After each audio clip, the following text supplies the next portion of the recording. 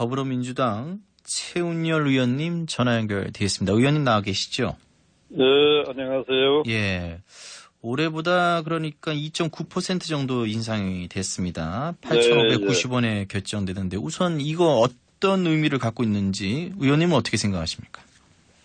저도 이제 우리 경제 상황이 어렵고 일거리가 있어야 일자리가 있다는 생각에서 지금까지 제가 최저임금 동결까지를 주장한 사람 중에 하나입니다만 예.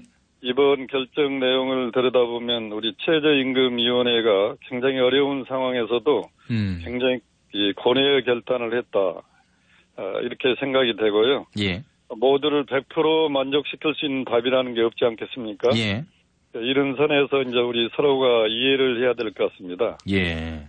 2.9%도 사실 보면은 작년 우리 실질 경제 성장률이 2.7%고 물가 상승률이 한 1.5%를 감안하면 실질적인 내용으로 보면은 동결 내지 마이너스라고 보여집니다. 근로자 입장에서만 본다면. 예, 동결 내지 마이너스. 우리 근로자분들도 이런 어려운 경제 여건을 좀 감안하셔서 100% 만족하실 수는 없겠습니다만 여기서 좀 이렇게 수용을 하셨으면 싶고요. 예.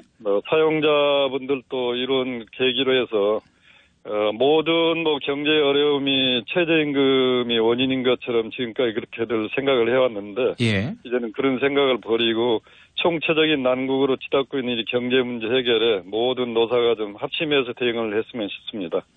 그런 노사가 이제 합심하려는 그런 의지, 이른바 그 속도 조절론을 각계에서 많이 제시했는데 이거를 수용한 결과로 이제 봐도 되겠죠? 저는 그렇게 보고 싶습니다. 예. 그런데 지금 자유한국당은 재심의를 또 요구하고 있습니다. 지금 어쨌든 조금 올랐지만 옳은 건 옳은 것이다. 이제 이런 내용인데 이 대목에 대해서는 어떻게 생각하십니까? 항상 야당은 비판하는 자세 입장이시기 때문에요. 네.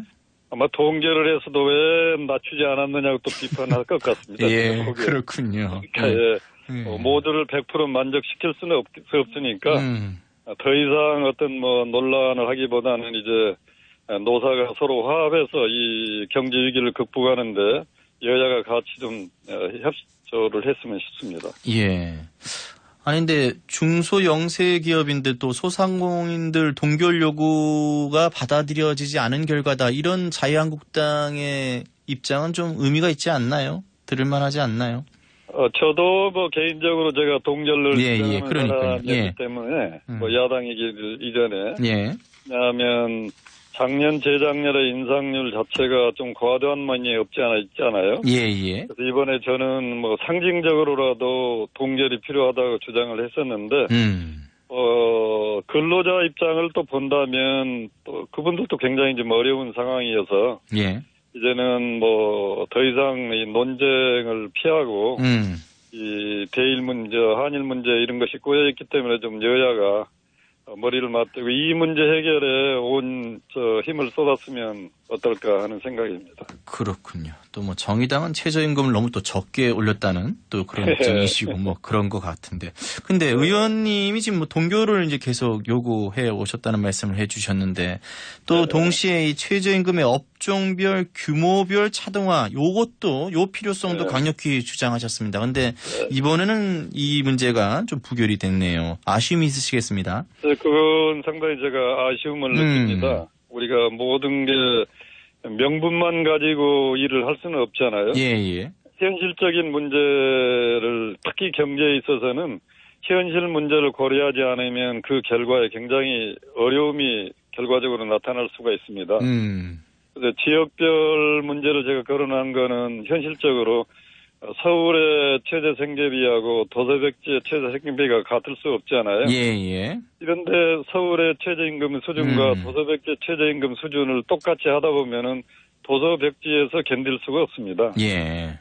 그리고 굉장히 호황을 누리는 업종이 있는 반면에 불황을 겪게 되는 업종이 있고 다 이게 지금 능력이 다르지 않아요? 예. 또 규모 굉장히 몇천 명을 고용하고 있는 대형 업소가 있는 반면에 한 10명도 안 되는 그런 업소도 있는 거고 그래서 이런 여러 가지 현실적인 문제를 고려해야 이 정책이라는 게 소프트 랜딩을 하지 그냥 이상적인 건 명분만 가지고 하다 보면은 부작용이 훨씬 더 크게 나타날 수가 있습니다. 예. 저는 앞으로 계속 제가 시간과 기회가 되는 대로 이런 현실적인 문제를 반영해서 가장 최적의 어떤 최저임금 결정 구조를 만드는데 노력을 할까 그렇게 생각을 하고 있습니다. 예.